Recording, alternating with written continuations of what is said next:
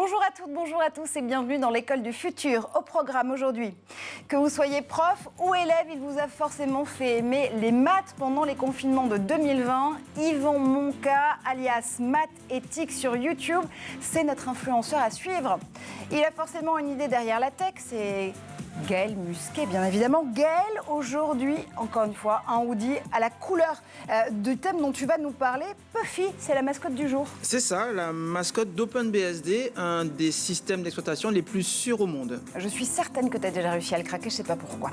De la chronique des Bridgerton à Succession, en passant par HPI ou encore par Scam, chacun cherche sa série.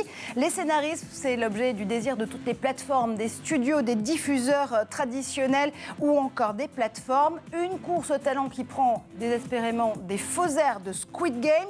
Comment former les pépites et futures pépites surtout de cette industrie des séries? Est-ce que l'Europe a une véritable carte à jouer d'ailleurs? Pour en parler avec nous, Pierre Ziemniak, Project Manager du Série Mania Institute. Bonjour Pierre. Bonjour Marjorie. On reviendra avec vous justement sur cette école 100% dédiée aux séries. Et puis en duplex aussi avec nous Loïc Londreau. Loïc, vous le connaissez évidemment dans ses œuvres du chroniqueur du Grand JT de l'éducation avec Virginie Guillaume dans Et avant. Tu es également créateur du podcast Le Cinéma Tué et tu es scénariste. C'est pour ça que tu es justement avec nous aujourd'hui pour nous parler de ce métier que tu aimes tant. Oui, bonjour à tous. Et d'abord, focus.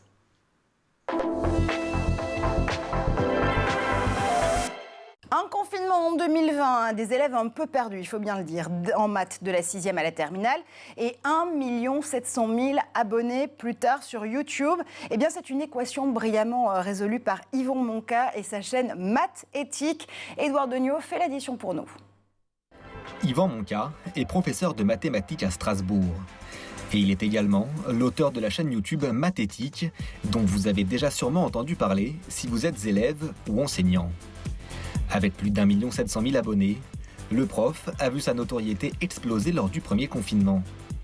Sur sa page, Yvan Monca vulgarise parfaitement une matière souvent complexe. Et il s'adresse aussi bien aux élèves en fonction de leur classe qu'à tous ceux qui souhaitent simplement développer leur culture personnelle. Tu veux tracer deux droites perpendiculaires sans équerre, juste avec un compas et une règle? Eh bien écoute-moi, c'est très simple. Tu commences par tracer un cercle et son diamètre. Puis tu places un point n'importe où sur le cercle. Et enfin, il ne te reste plus qu'à relier ce point avec les extrémités de ton diamètre. Tu obtiens deux droites qui sont perpendiculaires. Si vous souhaitez vous améliorer en vue d'un examen, Yvan Monca est la personne qu'il vous faut. Le professeur a également un site internet sur lequel il répertorie ses cours, ses exercices, mais aussi des curiosités autour des mathématiques. Passionné de chiffres, il vit, mange et dort mathématiques, et impossible de ne pas s'y intéresser lorsqu'on l'entend parler. Et celui qui vit, mange et dort série, c'est Loïc Londreau, évidemment. Loïc, tu es avec nous pour pouvoir participer au débat du jour, à notre talk.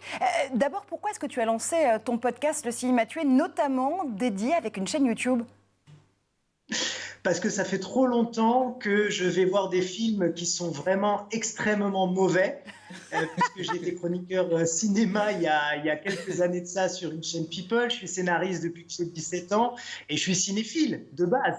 Donc du coup, je vais tout voir. Et en plus, j'ai une petite carte illimitée qui me permet d'aller voir toutes les moves que je veux, sans savoir quelles en sont avant, évidemment, mais je donne toujours ma chance au produit à la base. Sauf que souvent, je suis déçu par le produit final et j'en ai eu marre. Donc, je me propose sur ce podcast qui s'appelle Le Cinéma Tué, qui est accessible sur toutes les plateformes, les films qui ont le moins plu de ma vie de spectateur pour dire aux gens juste passez votre chemin, ne perdez pas de temps, allez voir des bons films. Un influenceur ciné, évidemment, à plus d'un titre. Tu restes avec nous, Loïc, bien sûr, parce qu'on va parler avec toi et avec Pierre Ziemniak du Série Mania Institute de l'école des séries. On ouvre notre débat du jour. Et qui sera donc la prochaine Fanny Herrero, cette scénariste star qui a séduit France Télévisions avec 10% et conquis Netflix pour cette toute nouvelle série qui s'appelle Drôle. D'abord, est-ce qu'être scénariste, ça s'apprend? Je vous pose cette première question, Pierre Ziemniak, puisque vous êtes le manager de projet, project manager du Series Mania Institute, cette toute première école 100% dédiée aux séries. C'est exact. Oui et oui. Donc être scénariste, devenir scénariste plutôt, ça s'apprend. Il y a des règles de construction dramaturgique par exemple. Ça ne s'improvise pas. Ça demande un peu de travail, même beaucoup de travail en fait, pour être tout à fait honnête. Aussi être scénariste de série, ça demande de travailler en groupe, de travailler en collaboration avec d'autres scénaristes. Et ça aussi, ce sont des compétences qui s'apprennent.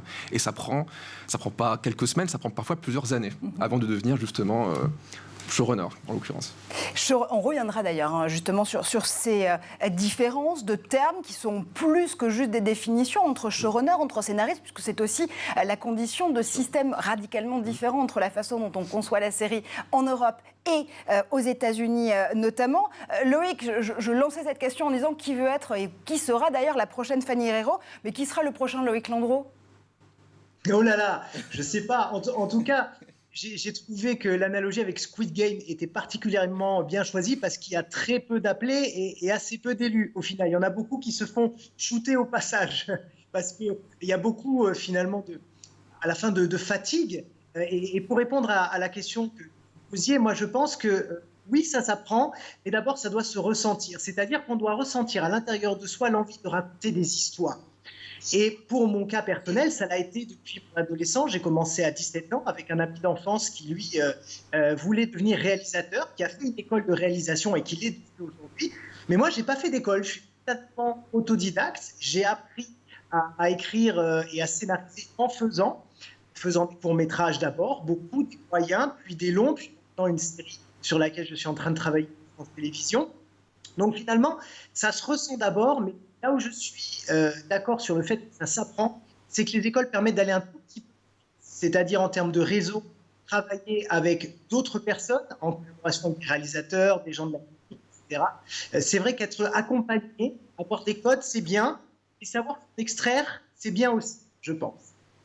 Et justement, c'est bien justement d'apprendre ces règles de base. On le fait évidemment avec le Series Mania Institute aujourd'hui, puisque Pierre, c'est la première école 100% dédiée aux séries. Elle prépare les talents du secteur au cœur de Lille, le berceau du festival éponyme, Series Mania, bien évidemment. L'idée, c'est quoi? C'est de surfer sur la vague, justement, et la vogue que Series Mania a su installer à Lille en particulier pour devenir la capitale européenne des séries et de ses talents. Tout à fait. Alors Lille, pour l'instant, Series Mania, c'est, disons, deux choses. C'est un festival grand public, évidemment, qui attire plus de 70 000 personnes tous les ans, ce qui est super. C'est un forum professionnel, donc pour les producteurs, scénaristes, distributeurs, etc. Aussi pareil, en même temps que le festival, dont une journée est consacrée à un dialogue interatlantique entre France, notamment États-Unis, les dialogues de Lille. Mais c'est maintenant aussi une école, 100% dédiée aux séries, le Series Mania Institute. Donc oui, bien sûr, l'idée, c'est de créer un écosystème autour des séries et de faire de Lille, parce qu'elle est déjà un petit peu, comme vous l'avez dit, la capitale européenne des séries. Lille a une situation géographique exceptionnelle puisqu'elle est à équidistance en fait de Paris, Londres, Bruxelles, etc., etc. Donc c'est une capitale européenne, ce qui permet de faire venir des talents, des mentors, des professeurs de toute l'Europe, ce qui est vraiment génial. Et puis oui, du coup, c'est pas à Paris, c'est une école vraiment européenne, voilà, qui forme bien plus que des Français. On forme aussi des Allemands, des Britanniques, des Belges, des Espagnols, etc., etc. Ouais. Et on va revenir à cette exception culturelle européenne, cette fois-ci dans un instant avec vous. Mais concrètement, quand on se dit que tiens, on a envie de devenir notamment scénariste, et on verra aussi tous les métiers auxquels le Series Mania Institute prépare dans cet écosystème des séries, quel est le parcours pédagogique auquel on peut s'attendre ? Alors, on a plusieurs formations. On a une formation pour des scénaristes et des producteurs émergents européens qui s'appelle Eureka Série. Ça dure 3 mois, c'est une formation assez intense, mais c'est normal. C'est pour des personnes qui ont déjà une petite expérience professionnelle, qui ont déjà écrit un scénario, que ce soit dans le cadre de leurs études ou bien dans le cadre d'un court-métrage, voire d'une série, et qui ont besoin de prendre un peu de hauteur, de comprendre ce qui se passe ailleurs en Europe, de comment travailler avec des scénaristes d'autres pays européens, comment travailler en atelier d'écriture, comment comprendre mieux comment sont financées, comment sont produites les séries. Vous voyez, l'idée, c'est de créer un langage commun entre, d'une part, les pays européens producteurs de séries, et donc les gens qui y travaillent, mais aussi entre les professions, entre notamment les producteurs, et les productrices et les scénaristes. Ça, c'est Eureka Série. C'est pour devenir, scénariste, producteur de séries européennes, qui ont vocation à devenir européennes. Donc c'est un accélérateur, si j'ose dire, de talents européens pour cet écosystème des séries. Oui, tout à fait. Et ça, c'est vraiment la formation qui est dédiée aux scénaristes. Aux scénaristes et aussi aux producteurs en partie, oui, tout à fait. C'est en anglais, bien sûr, puisque c'est la langue de travail des gens qui travaillent en Europe. C'est fait en collaboration avec la FEMIS, avec qui on a créé cette formation, et avec 5 écoles européennes partenaires. Voilà. Donc je peux les citer, c'est l'ECAM en Espagne, Il Centro Sperimentale en Italie, la Lutz Film School en Pologne, la IFS International Filmschule Köln en Allemagne, et le Westerdals Institute à Oslo en Norvège. Pourquoi on a fait ça? Pour créer justement un réseau, et la notion de réseau est super importante, un réseau européen de profs, de mentors, d'experts qui vont enseigner en fait les métiers des séries à nos participants, mais aussi avec qui peut-être nos participants à l'avenir pourront eux-mêmes travailler. Vous voyez, c'est ça en fait, créer un réseau européen. Donc on est très très fiers d'avoir su créer ce réseau et que tout le monde se retrouve en fait à Lille, capitale européenne donc des séries. Un écosystème dans l'écosystème, si je vous entends bien. Loïc, Series Mania Institute, c'est l'école dont vous auriez pu rêver, ou dont tu aurais pu rêver d'ailleurs en tant que scénariste. Alors, on le sait, ton parcours est celui d'un autodidacte, mais est-ce que tu te dis qu'à un moment donné, peut-être que justement être mis en interaction avec des scénaristes, des producteurs qui viennent un petit peu partout d'Europe, ça peut te donner un plus? Oh oui, parce qu'en fait, depuis ces 15 dernières années, je n'ai fait qu'acheter des livres pour me perfectionner. Donc au final, en réalité, j'aurais préféré être dans une école de scénaristes, être en rapport avec des gens de toute l'Europe pour échanger des pratiques, pour échanger des idées, pour pouvoir bâtir des projets communs même. C'est ça en fait, c'est de là que naissent les idées, et c'est de là qu'on part sur une feuille blanche, qu'on commence à écrire ensemble, etc. Donc c'est vrai qu'être autodidacte, c'est sympa, parce qu'on a l'impression d'avoir bâti des choses tout seul. Mais en réalité, je pense que j'ai perdu beaucoup de temps que j'aurais pu gagner en étant en école, avec des profs qui m'auraient appris à structurer, avec des copains qui auraient pu me donner des idées, qui auraient pu me pousser, et puis avec ce réseau extrêmement important aujourd'hui pour émerger dans le monde du cinéma, en tant que scénariste ou réalisateur, peu importe, il faut être au bon endroit au bon moment, avoir un réseau, avoir un agent également pour les scénaristes, les jeunes scénaristes qui nous regardent. Je recommande chaudement d'avoir un agent, parce que sinon on a du mal à accéder au marché un petit peu secret, un petit peu caché de toutes les offres qui existent. Donc oui, moi ça m'aurait fait gagner beaucoup de temps, et c'est vrai que je regrette un peu maintenant de ne pas être allé dans une école, effectivement. Est-ce que Loïc peut encore rejoindre le Series Mania? Oui, c'est ce que j'allais dire, il n'est pas trop tard en fait, Loïc. Faut nous J'ai rejoindre 38 ans, est-ce que c'est pas trop tard? J'en ai 42 moi, Loïc. Il n'y a pas de limite d'âge, donc faut encore nous rejoindre, c'est pas un problème. Pas de limite d'âge, tu peux donc candidater. Et quand d'ailleurs? Est-ce que c'est là dans les prochaines semaines? Alors, Eureka Série, puisqu'on parle de cette formation-là, a lieu 2 fois par an. Il y a l'édition de printemps et celle d'automne, à chaque fois pour une quinzaine de personnes à peu près, venues de toute l'Europe. Et on lance appel à candidature de la prochaine édition, donc celle de l'automne 2022, d'ici fin avril. Donc, regardez bien ce qui se passe sur nos réseaux sociaux, notre site web, etc., etc.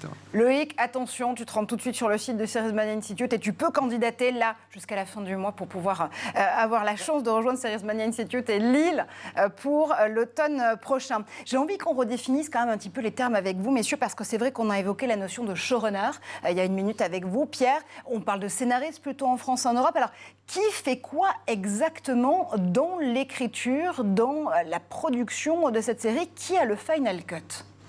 Pierre. Alors, je pense qu'il faut revenir un peu à une des grandes différences entre le cinéma et les séries. Il est vrai que les séries, pour peu que ce soit une série qui ne soit pas une mini-série et qui dure saison après saison, année après année, mais en fait, l'écriture est au centre. Créer des arches narratives, créer des épisodes, les écrire, créer des saisons, assurer la continuité saison après saison, ça demande de mettre l'écriture et donc les scénaristes au centre du processus créatif des séries. Ça, c'est vraiment quelque chose de très important dans le milieu des séries. Après, la notion de showrunning, il faut faire attention. Ça vient des États-Unis.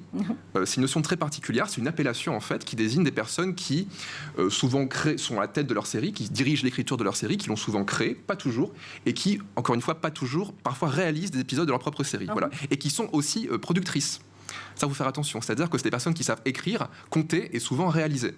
Donc, c'est un ensemble de compétences qu'on trouve finalement assez rarement en Europe, à quelques exceptions près. Voilà. Donc, le parallèle a ses limites, en fait, entre États-Unis et Europe. Il n'empêche que nous, l'idée, c'est de former bien sûr les Européens à avoir plusieurs compétences, pas seulement des compétences d'écriture, mais aussi des compétences en financement, en production, pour que justement les métiers des séries puissent mieux dialoguer entre eux, mieux se parler les uns les autres et faire des séries qui soient encore meilleures en fait. Et avoir justement toutes ces cordes à son arc, parce que désormais, et on va le voir dans un instant, évidemment tout le monde veut manger une part du gâteau européen en termes de marché justement des séries, de talent, d'audience tout court. Donc comment se mettre au diapason justement de cette façon de fonctionner aussi avec les studios et les streamers américains. Loïc, tu te sens plutôt quoi toi aujourd'hui, scénariste ou showrunner? Alors aujourd'hui je suis scénariste, puisque le showrunner en gros est celui qui chapeaute une équipe de scénaristes, en gros. Mais typiquement il y a encore une sous-catégorie, si je puis dire, celle à laquelle j'appartiens aujourd'hui, c'est être consultant au scénario. C'est-à-dire qu'il y a 2 scénaristes principaux et nous on arrive en 2e niveau pour retravailler l'épisode, muscler un petit peu l'action, muscler les dialogues. Donc vous voyez, il y a différentes strates en réalité en écriture. On peut faire plein de choses. Voilà. Et vraiment, cette course au talent, on le voit avec cette multiplicité de couches et de professions et d'expertise que décrit Loïc. C'est forcément le nerf de la guerre. Alors, c'est vrai qu'on va aller chercher à la fois des talents de l'écriture, de la réalisation, de l'acting, de la production, vous le rappeliez Pierre, des diffuseurs traditionnels jusqu'aux streamers. Tout le monde veut croquer une part de ce marché européen. Comment est-ce qu'on arrive à faire briller la singularité européenne malgré tout, Pierre ? Et bien justement, en partant du principe que les Européens ont beaucoup à apprendre les uns des autres. En faisant se rencontrer les Européens, les Français, les Espagnols, dont le secteur des séries a explosé depuis quelques années, les Allemands... Merci Casa de Papel, j'imagine. Merci Casa de Papel notamment, mais pas que, il y en a bien sûr bien d'autres. Voilà, les Européens ont beaucoup à apprendre les uns des autres, et je dirais, ont beaucoup plus à apprendre les uns des autres qu'à essayer de copier les Américains, à un moment. Les industries européennes sont très différentes de l'industrie américaine, qui est dotée de milliards de dollars. Nous, on est beaucoup plus artisanaux, en fait, finalement. On a beaucoup de production indépendante en Europe, ça c'est super important. Et donc, on ressemble en fait beaucoup plus à nos voisins. Et ça, il faut s'en rendre compte à un moment. Il faut aussi voir ce qui se passe, pas que de l'autre côté de l'Atlantique, mais aussi de l'autre côté des Alpes, de l'autre côté des Pyrénées, de l'autre côté du Rhin, etc. etc. Donc l'idée, j'en reviens à cette notion de réseau de compétences d'Européens qui peuvent s'influencer et s'entraider les uns les autres. C'est super important. Loïc, tu sens vraiment, toi, un ton quand tu écris entre la façon dont tu peux, toi, imaginer ces histoires ou être consultant et apporter ton expertise sur ces scénarios et ces scénarios-là, en tant qu'Européen, tu sens qu'il y a vraiment une patte, encore une fois? Ah oui, oui, parce qu'en fait en Europe j'ai l'impression qu'on est beaucoup moins stéréotypé qu'aux États-Unis. Aux États-Unis, les studios, ils ont des marqueurs très marketing. On a, je trouve, un petit peu moins en Europe. La création est peut-être plus libre, plus originale. On voit peut-être des choses beaucoup plus différentes en Europe. Et je suis tout à fait d'accord. Il faut absolument qu'en Europe on travaille ensemble. Ce qui était le cas dans le cinéma d'ailleurs il y a une trentaine, une quarantaine d'années où il y avait beaucoup plus d'interaction. Et oui, on a vraiment en Europe une vision différente parce qu'on ne fait pas la même chose que les Américains. Il faut absolument ne jamais faire comme les Américains, même s'ils font des séries extraordinaires, mais c'est toujours un peu les mêmes. Et nous, on a cette patte-là, cette vision-là, peut-être qui nous vient de notre héritage culturel et littéraire, qui fait qu'on a des propositions intéressantes. Et justement, tu en parlais, Pierre, allez justement te répondre là aussi. J'en profite pour embrayer et on peut répondre à toutes les questions en même temps, mais il y a aussi cet enjeu... sine qua non aujourd'hui pour l'écosystème des séries européennes, c'est celui d'être un véritable outil de soft power. C'est vrai que c'est important aussi de montrer que... alors, je ne sais pas si on ira jusqu'à prononcer le mot de souveraineté culturelle, mais en tout cas, c'est notamment un des termes qui est beaucoup revenu, si je ne m'abuse, au Series Mania Forum et au Dialogue de Lille qui se tenait au mois de mars dernier.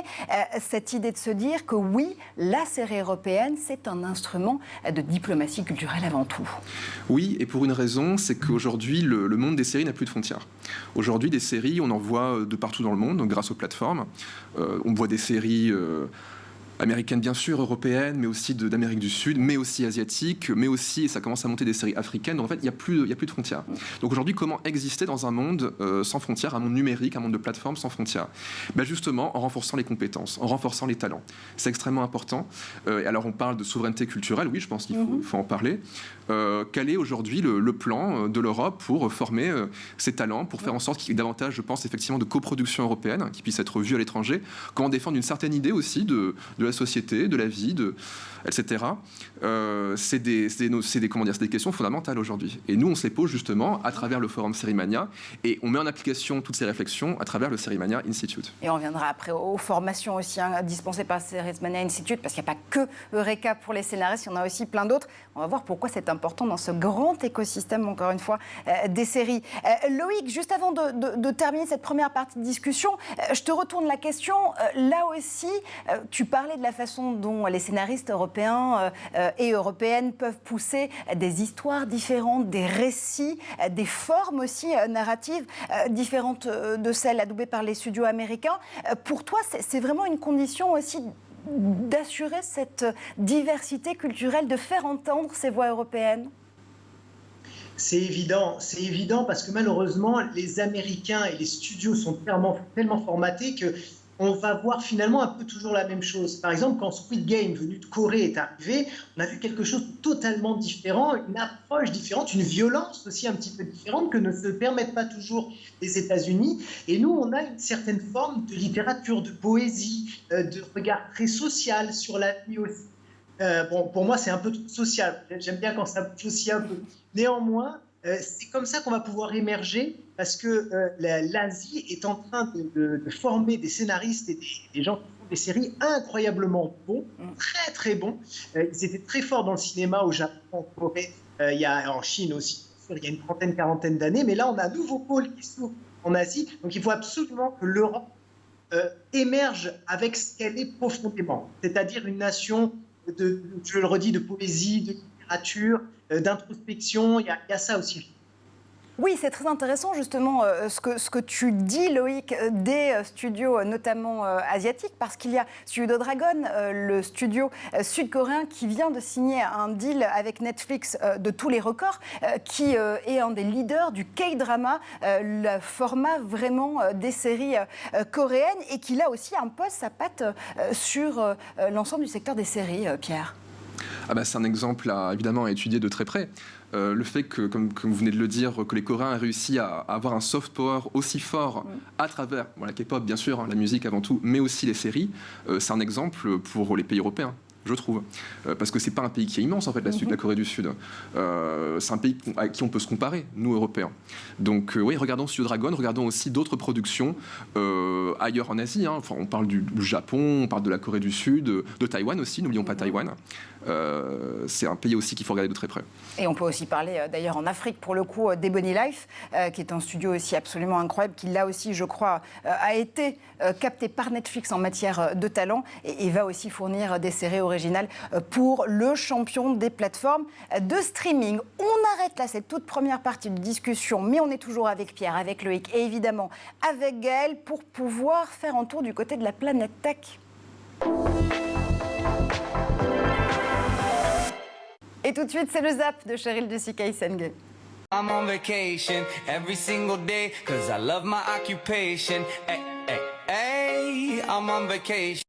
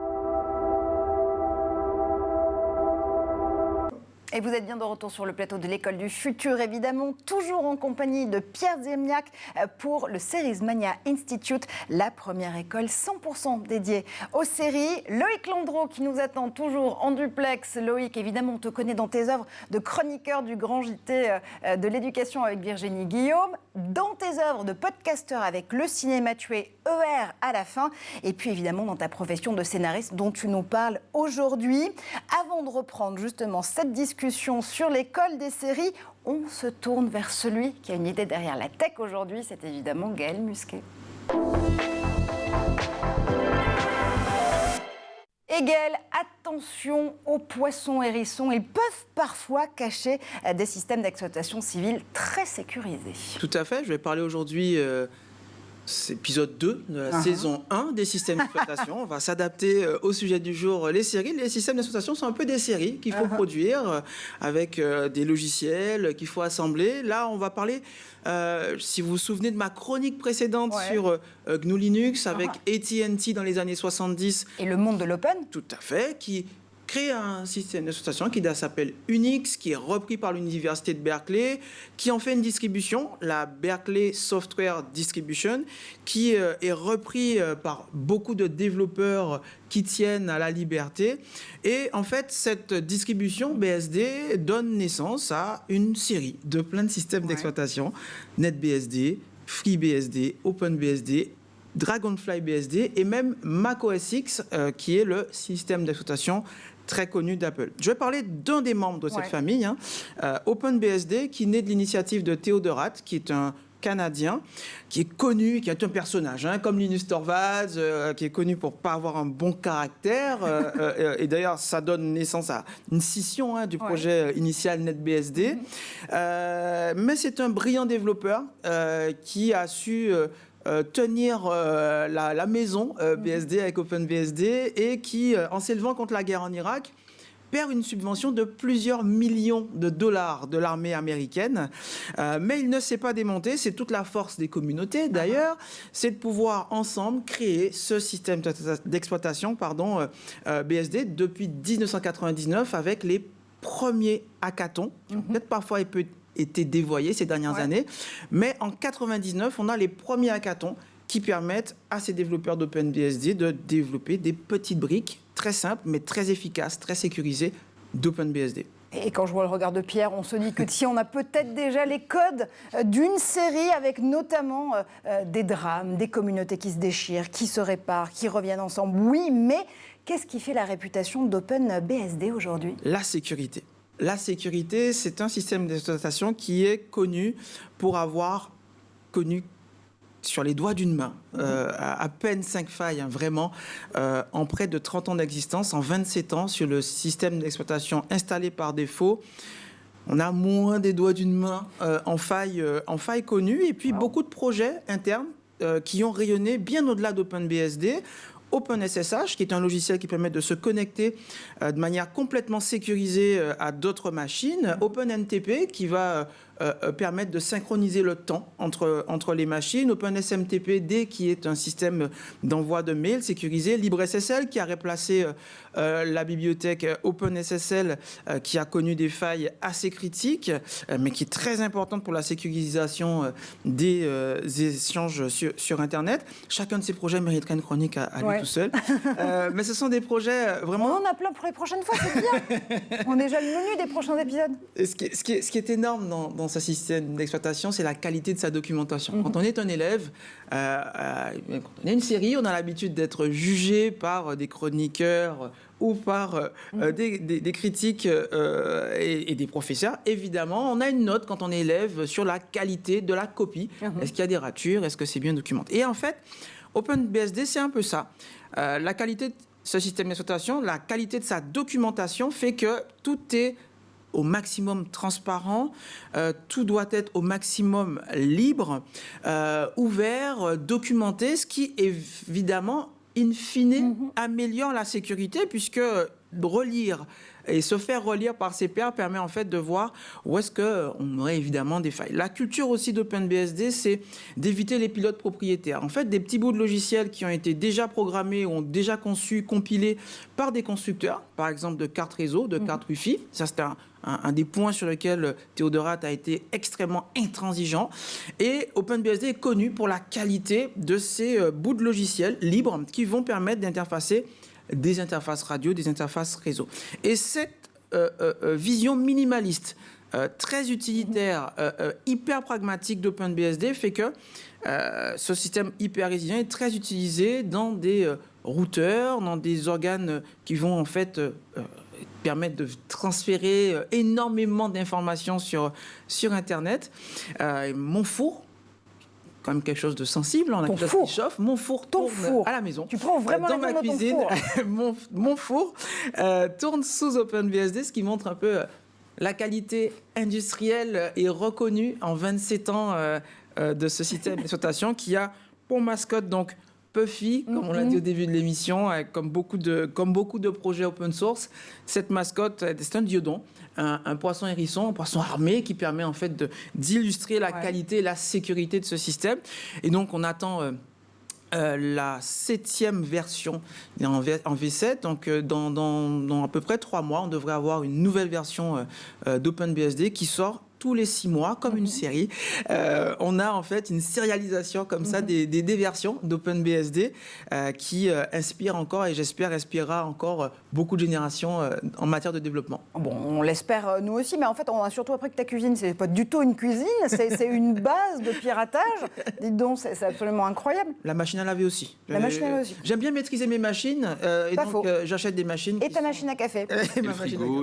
Mais oui, mais exactement. Il peut tout. Cet homme peut tout pirater. C'est intéressant d'ailleurs ce que tu nous dis, Gaël, parce que la figure du hacker, c'est devenu une véritable figure de série, notamment Pierre. On peut penser à Mr. Robot, évidemment, qui est une des séries emblématiques sur le rôle et la figure des hackers, mais pas que. On utilise de plus en plus de cyber dans les scénarios.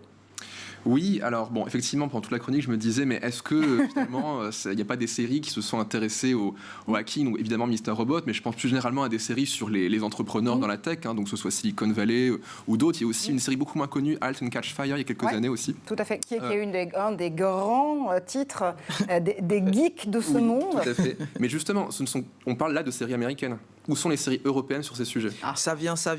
Axel Berger nous a annoncé La Sibérie, c'est YBERIE, qui est en cours d'écriture. Okay. On a hâte de découvrir, après le Bureau des légendes, cette série dédiée à la cybersécurité. Axel Berger, grand producteur du Bureau des légendes, qui saura se reconnaître évidemment dans cette émission.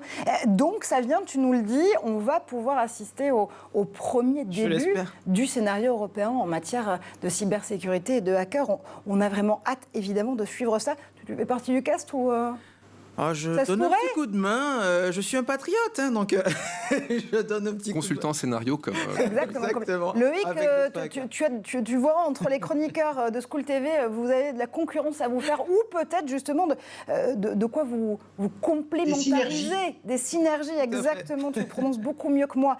Tu ne bouges pas parce qu'évidemment, on continue à dérouler cette discussion sur l'école des séries avec toi notamment, avec Pierre, avec Gaël. Évidemment, qui sera le prochain ou la prochaine Fanny Herrero? Réponse à suivre.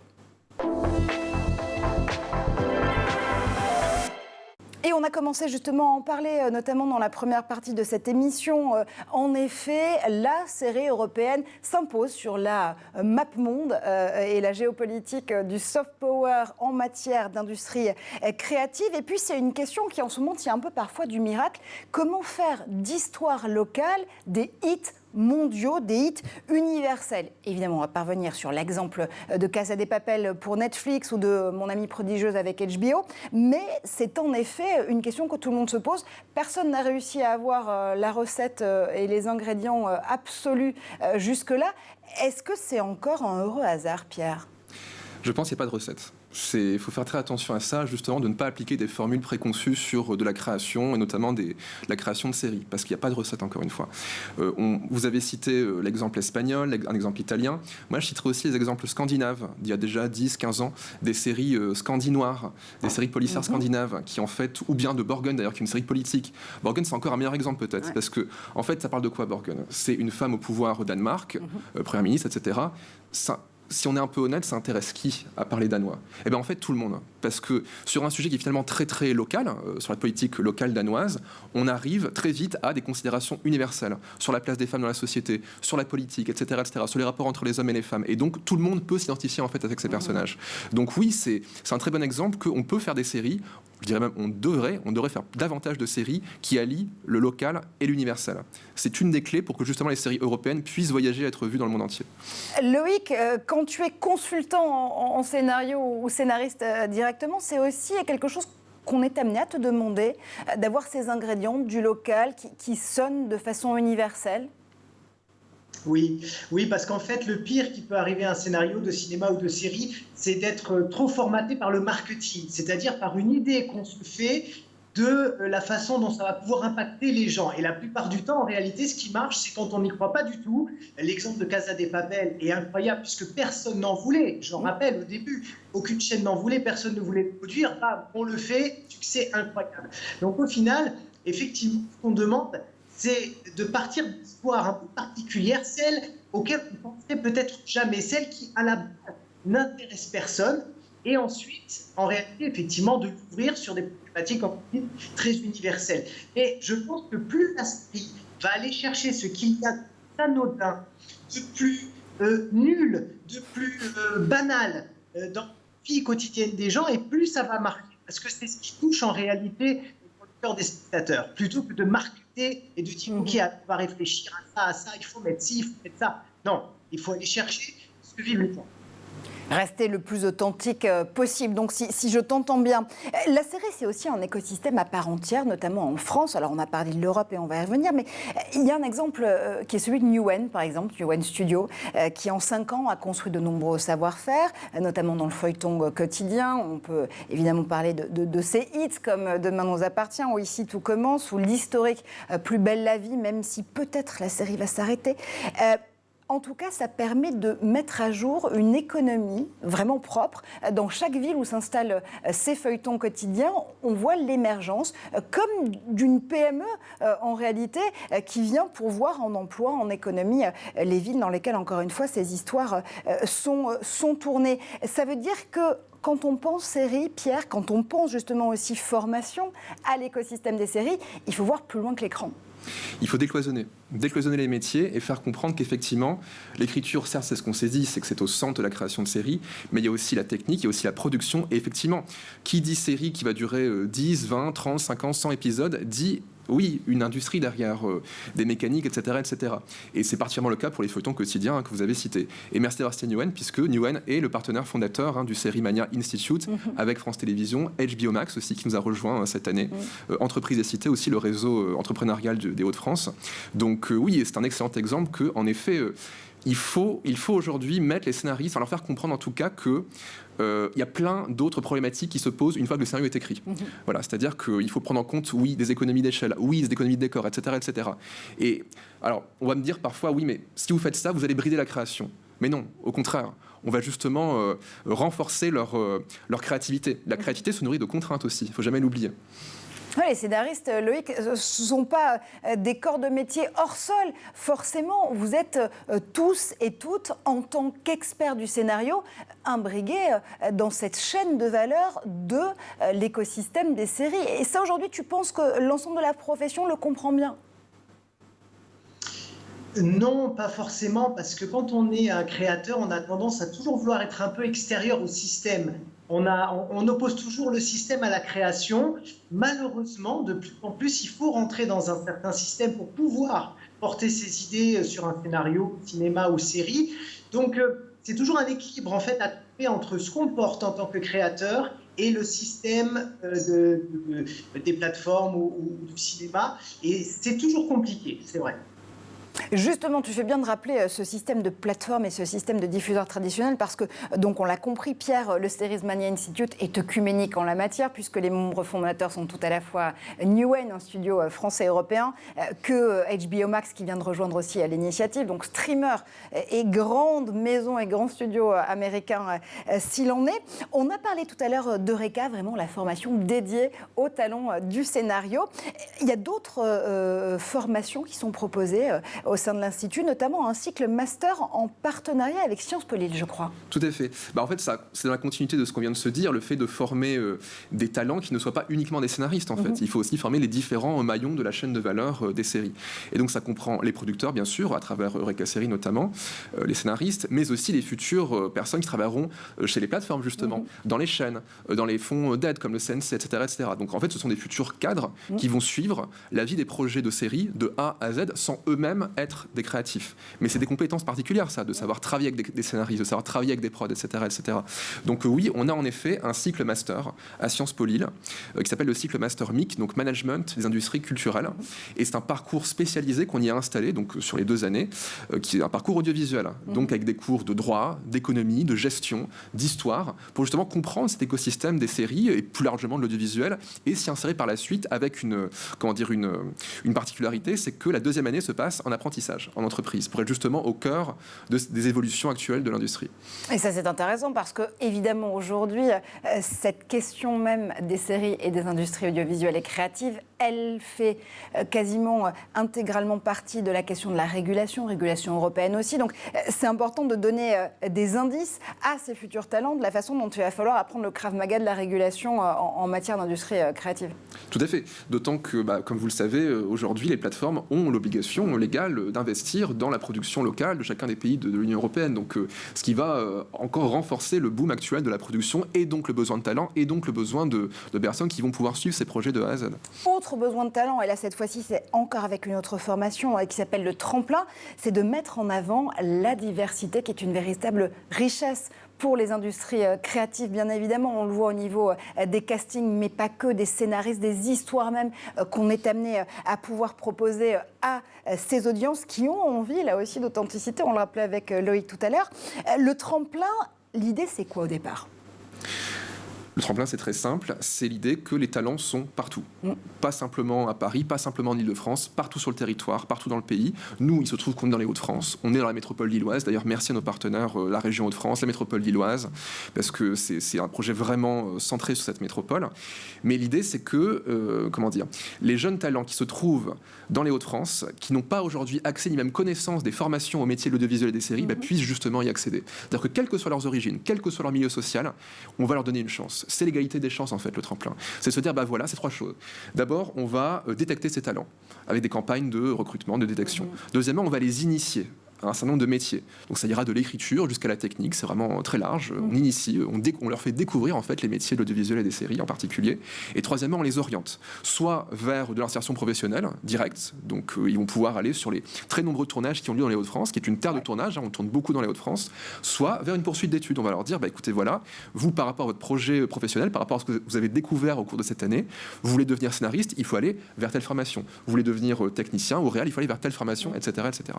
Donc c'est très pragmatique. Et puis on rappelle aussi que cette question même de la diversité, de l'éthique et de l'inclusion, DEI en mauvais franglais, ça fait aussi désormais partie intégrante de ce que peuvent amener aussi les streamers, notamment et les plateformes américaines, dans la façon dont on va pouvoir donner de nouvelles voix aussi à ces industries créatives.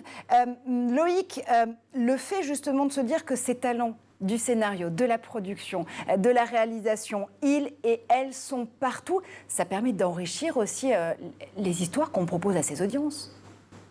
Ah mais je suis 1000 fois d'accord. Moi je suis à l'inverse de votre invité, c'est-à-dire que je suis né à Antibes, dans le sud.